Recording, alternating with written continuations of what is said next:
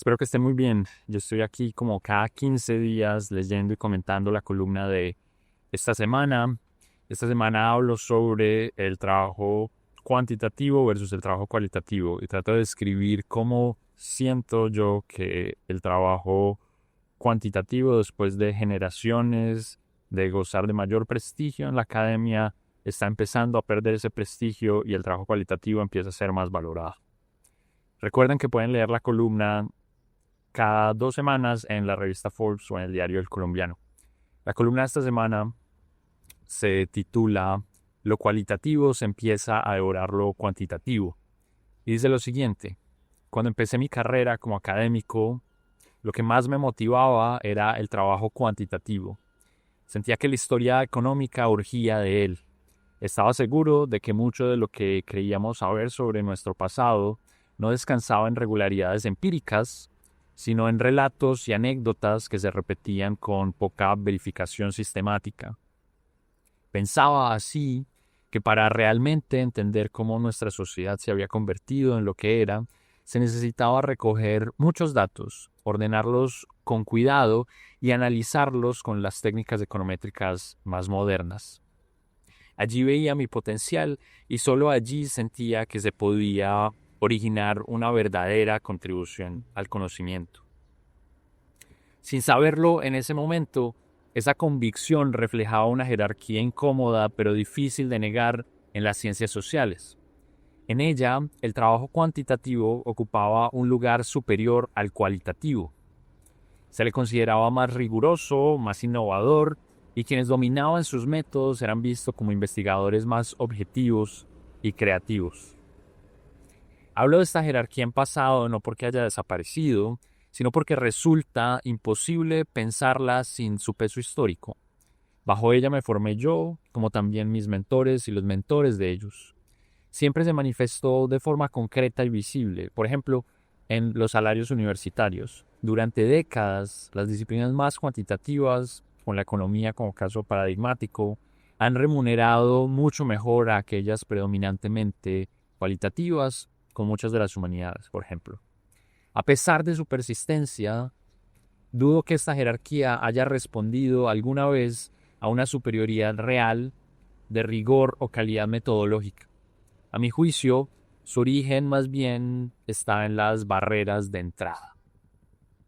Ahora voy a hablar más en detalle sobre qué quiere decir barreras de entrada, como conceptualmente, pero esto es lo que quiero decir. Los métodos básicos de la investigación cualitativa, piensan en las entrevistas, piensan en los grupos focales, siempre han estado al alcance de cualquier persona con educación universitaria. Los métodos cuantitativos, en cambio, implicaban desde el inicio costos adicionales. A ellos se sumaban las dificultades prácticas. Acceder a datos sistemáticos requería largas gestiones institucionales o grandes equipos de recolección en campo. Además, la capacidad computacional era limitada y costosa. Antes de los computadores personales, incluso usar máquinas de procesamiento rudimentarias era un privilegio institucional. Y aun cuando el computador se volvió ubicuo, el manejo de paquetes estadísticos exigía conocimientos de programación que no formaban parte de la educación estándar. Y a eso no podría sumarle además que la formación matemática básica para emplear métodos cuantitativos básicos, ¿no? Como estadística descriptiva, tampoco era parte de la formación tradicional en todas las disciplinas, ¿sí? Entonces, en la práctica, la investigación cuantitativa quedó concentrada en centros especializados con suficientes recursos para implementarla. Esa escasez fue el suelo sobre el que se construyó su prestigio. Esto, sin embargo, ha ido cambiando. El progreso tecnológico, y en particular en los últimos 2, 3 años, la irrupción de la inteligencia artificial, ha reducido de manera drástica las barreras de entrada a los métodos cuantitativos. Las bases de datos abundan, la información administrativa es accesible con pocos clics, limpiar y procesar datos puede hacerse desde un computador personal, muchas veces, hoy en día, con apoyo directo de inteligencia artificial, sin grandes conocimientos técnicos. Entonces es así que investigadores, y aquí hago referencia a Andy Hall, un colega mío en el Departamento de Ciencia Política en Stanford, que ha mostrado recientemente que con algo de preproducción, un modelo de inteligencia artificial puede generar de forma autónoma un artículo académico cuantitativo, empírico lo llamaría, bastante decente. Y podemos tener toda una conversación acerca de qué tan bueno es ese producto, pero eso lo que quiere decir es que autónomamente la inteligencia artificial le puede uno hacer papers. Curiosamente, esta revolución ha sido mucho menos transformadora para la investigación cualitativa. Es cierto que hoy resulta más sencillo entrevistar a distancia, transcribir automáticamente. Esos eran tareas muy incómodas de la labor investigativa, cualitativa. Y también es verdad que un investigador cualitativo puede acceder a más información y a más sujetos de estudio que antes. Pero el valor del trabajo cualitativo nunca residió realmente en el número de observaciones, sino en la profundidad del trabajo de campo, en construir confianza, en comprender contextos complejos y captar matices que no caben en la hoja de cálculo. Realmente el trabajo cualitativo es un trabajo profundamente humano, basado en la presencia, en la intuición y en la experiencia. Y ese componente permanece por ahora intacto frente a la inteligencia artificial. Todo esto apunta entonces a una reconfiguración del paisaje académico. Los papers cuantitativos cada vez serán más numerosos hasta que empiece a instalarse la sensación de que cualquiera puede producir uno.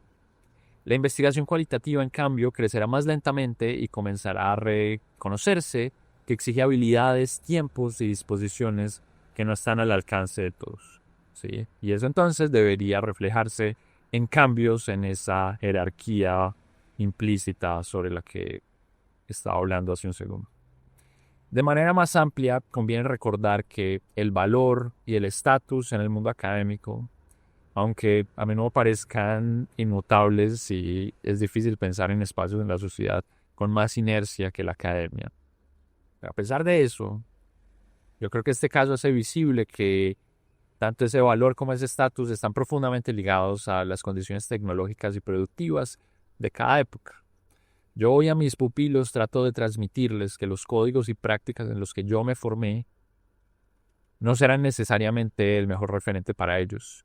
Ellos necesitarán desarrollar capacidades más amplias, cultivar tanto la técnica como la intuición y construir trayectorias suficientemente flexibles como para adaptarse a contextos que hoy ni siquiera logramos anticipar, ¿no? Y es uno de los grandes retos que tenemos hoy, es que ni siquiera podemos imaginarnos hacia dónde nos va a llevar la inteligencia artificial, que es la gran innovación tecnológica de nuestra era. Hay tres cosas sobre las que quisiera ahondar. La primera es reflexionar muy brevemente acerca de cómo este alto estatus de la investigación cuantitativa de cierta forma es un reflejo de una visión más amplia en la sociedad, ¿no? Una escala de valores más amplia en la sociedad, en la cual las habilidades matemáticas, analíticas y racionales son más apreciadas que otro tipo de habilidades intelectuales, ¿sí? Entonces, lo que quiero decir con esto es que la inteligencia en nuestro mundo se asocia básicamente con habilidades numéricas, ¿sí? Y racionales más ampliamente hablando. Entonces, un niño que es muy bueno para las matemáticas es un niño al que le dicen que es muy inteligente, ¿sí? Y si a alguien le dicen que es un genio, normalmente quiere decir es un genio matemático, ¿no? Alguien que le ponen un problema matemático, lógico y lo resuelve con mucha facilidad, ¿sí? Eso en contraste con un muchacho que es, por ejemplo, muy bueno para el teatro, ¿sí? A ese niño no se le escribe como un genio, sino como alguien con grandes habilidades o con mucha curiosidad o muy creativo, pero no se asocia la inteligencia exactamente con eso. Eso ha ido cambiando recientemente y cuando yo hablo con amigos que tienen hijos, me hablan de cómo en los colegios tratan de fomentar otros tipos de inteligencia, digamos, más allá de la que suele capturarse con el coeficiente intelectual. Y yo creo que hay algo de conciencia generalizada en ciertos espacios. Pero en general, yo creo que todavía ese es el caso, ¿no? Que alguien que al sistema le cuesta reconocer a gente que es inteligente en espacios no lógicos, ¿no? Como de habilidades no lógicas, ¿sí? Entonces lo que yo estoy describiendo del mundo académico, de cierta forma, mapea esa dinámica, ¿no? Yo trato de ser un poco más concreto y no quedarme en la esfera más amplia de cómo vivimos en un mundo productivo, donde lo que importa es hacer más y entonces la cantidad es lo que importa, ¿no? Yo trato de ser un poquito más concreto y voy a hablar en un segundo acerca de, como más puntualmente, cuál es como mi modelo de esto, qué quieren decir las barreras a la entrada, pero quiero entonces que tengan como una mejor idea de cómo visualiza o visualizaba yo esa jerarquía sobre la que describo y era la sensación de que cuando uno trabajaba con métodos cualitativos, la gente interpretaba que eso era como facilito, que eso era como que no, como que más o menos cualquiera lo podía hacer, como que lo que se generaba de sus análisis era fácil de intuir, como que eran reflexiones no muy lejos de lo que cualquier persona podría pensar sobre algo, ¿no? Como que no ofrecía enseñanzas profundas. A diferencia de los ejercicios cuantitativos que ofrecían pedazos de conocimiento como muy concretos, ¿sí? Entonces, con frecuencia, uno lo que le decían era como, bueno, muéstrame cosas, muéstrame evidencia, no me muestre carreta. Sí, carreta es el término coloquial colombiano para hablar lo que en Estados Unidos llamarían bullshit, ¿no? Como eh, yara yara, ¿no? Como palabrejas, ¿sí? Y eso se refleja en las discusiones sobre la idea de que dato mata relato, ¿no? Como la idea de que los datos es una ventana a la realidad del mundo, mientras que cualquier otra cosa que no es un dato cuantitativo no es informativo del mundo. Y yo voy a hablar en un segundo sobre mi decepción alrededor de esa interpretación de lo que es el conocimiento y cómo en el mundo del Big Data uno si algo lo que está encontrando es que los datos son menos informativos que los relatos, pero antes de llegar a eso lo que quiero es simplemente tratar de sugerir que la visión que yo tengo es una en la que el buen conocimiento es realmente más dependiente del contexto y de lo que uno necesita que de el lugar de donde venga, ¿no? Entonces, en ciertos contextos uno lo que necesita son datos puros y duros y en otros contextos lo que uno necesita es una historia correcta, ¿no? Uno necesita hablar con la persona que vio lo que sucedió y eso sirve 1 millón de veces más que todos los datos analizados de la forma más rigurosa cuantitativamente que se pueda, ¿sí? Voy a dejar eso ahí y voy a volver a eso en un segundo a partir de lo que yo sentí y experimenté formándome en un mundo de Big Data, ¿no? En un mundo donde nos movimos de poquitos datos a de repente teníamos un montón de datos.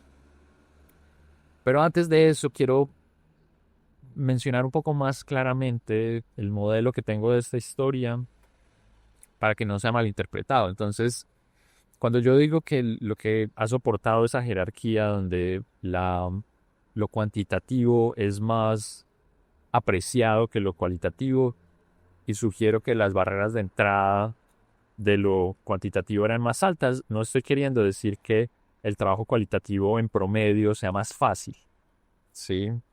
Yo creo que no es el caso y de hecho si uno piensa en buen trabajo cualitativo, a mí me cuesta pensar cuál es más difícil es de hacer que eso. Y de hecho de nuevo lo que siento es que vamos a converger de nuevo a esa idea generalizada. La forma en la que yo creo que uno debe pensar esto es pensar que hay distintos niveles de calidades de producción académica, si uno quiere. Hay una de entrada que es los análisis más sencillos, ¿no? Piensen en la tesis de pregrado, si se quiere, ¿no? La cosa más sencilla que uno puede hacer en investigación, si un trabajo de un curso o algo así, ¿no? Las barreras a la entrada, lo que le dicen a uno es qué tan difícil es hacer ese primer papercito, esa primera contribucioncita. Y eso no es homogéneo a través de disciplinas. ¿sí? Entonces lo que yo estoy tratando de decir es que llegar a ese primer pasito, o sea, esta es la historia del 0 al 1, ¿no? No es la historia del 1 al 100, es del 0 a 1, ¿no? Es como la parte startupera de la investigación, ¿no? Entonces, una startup académica, en la época en la que yo me formé, si era una startup cualitativa, si la gente lo que quería hacer era un paper cualitativo, prácticamente cualquier persona podía hacer eso, ¿sí? Eso a diferencia de un paper cuantitativo donde había que enfrentar todos los retos que yo describía. Primero, no cualquiera podía tener las herramientas para hacerlo, si quería hacer, y entonces el paper básico empírico es un paper de estadística descriptiva. Es impresionante la poca alfabetización que hay estadística entre estudiantes universitarios incluso, ¿no? La gente no entiende muy bien qué es un promedio, qué es una varianza. La gente entiende, pasan trabajos entendiendo eh, gráficos, ¿no? Por ejemplo, histogramas, ¿sí? Entonces, cuando hablo de las barreras de la entrada, que es un concepto de la organización industrial, de la microeconomía, quiere decir qué tan costoso es entrar al negocio, ¿no? Como llegar de cero producción a una unidad, ¿sí?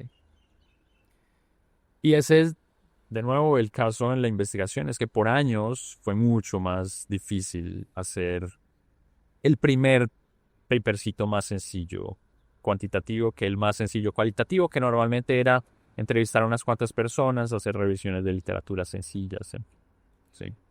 Ahora, hay otras calidades, ¿no? Obviamente si uno piensa en el mejor tipo de trabajo cualitativo, digamos, aspirar a hacer algo así es dificilísimo, siempre ha sido dificilísimo y es muy poca la gente que pueda hacerlo. Si uno piensa, por ejemplo, en trabajos etnográficos cuidadosos, ¿no? En pasar entonces meses o incluso años con comunidades específicas que uno no conoce.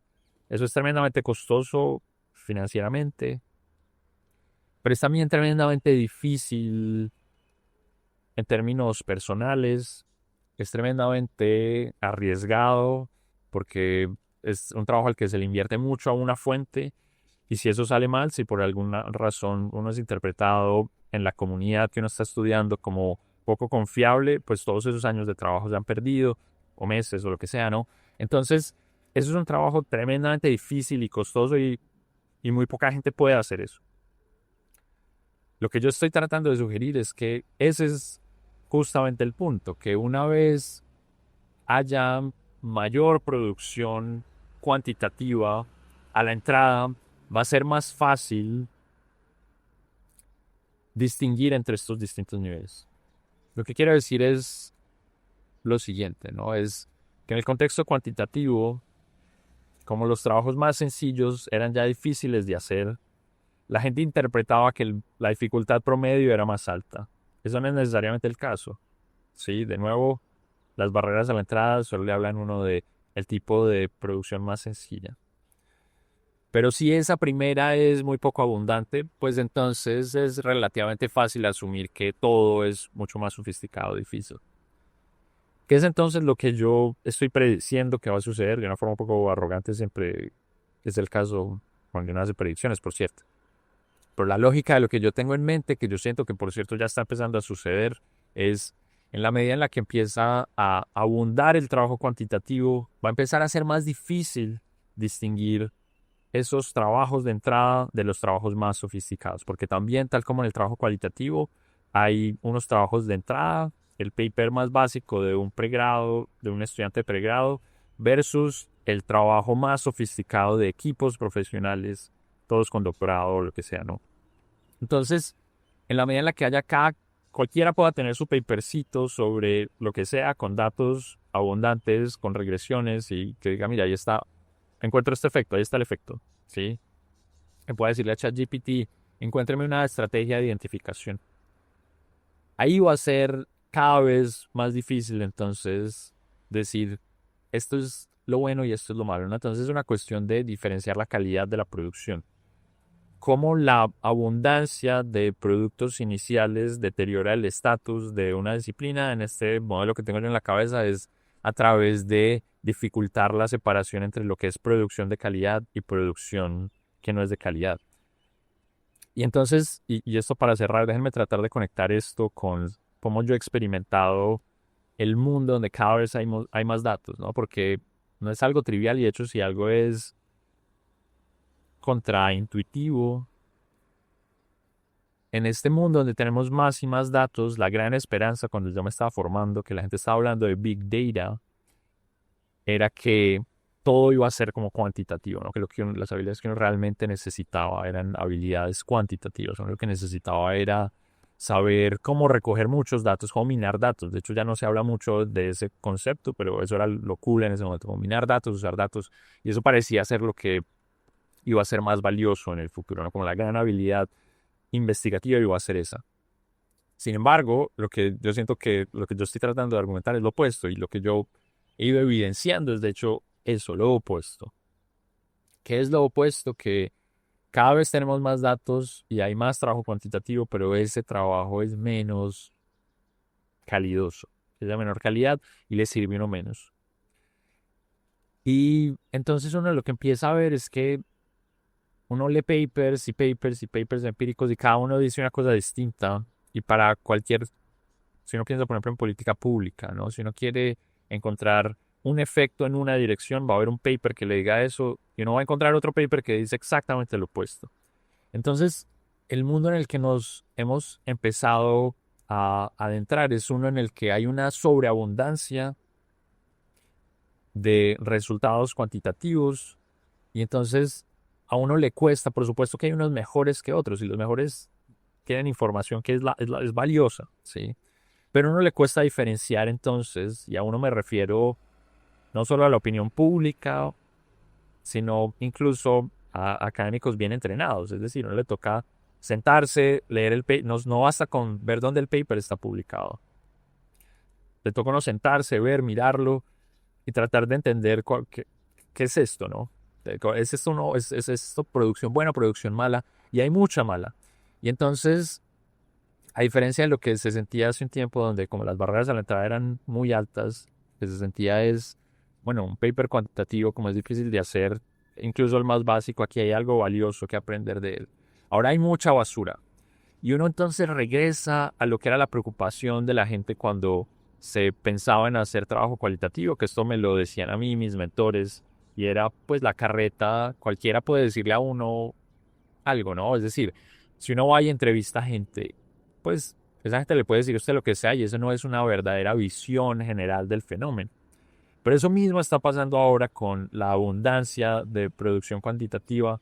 Cada paper tiene su historia, entonces no es la historia, sino es su historia.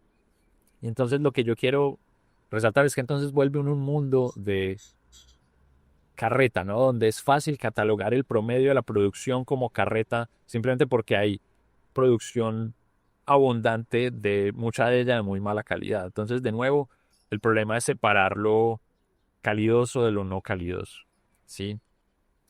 Y con esto quiero terminar quizá resaltando lo que mencionaba hace un segundo y es, uno tiene que pensar la generación de conocimiento de una forma mucho más angosta y práctica, ¿no? ¿Qué es cuál es el conocimiento que sirve el que uno necesita?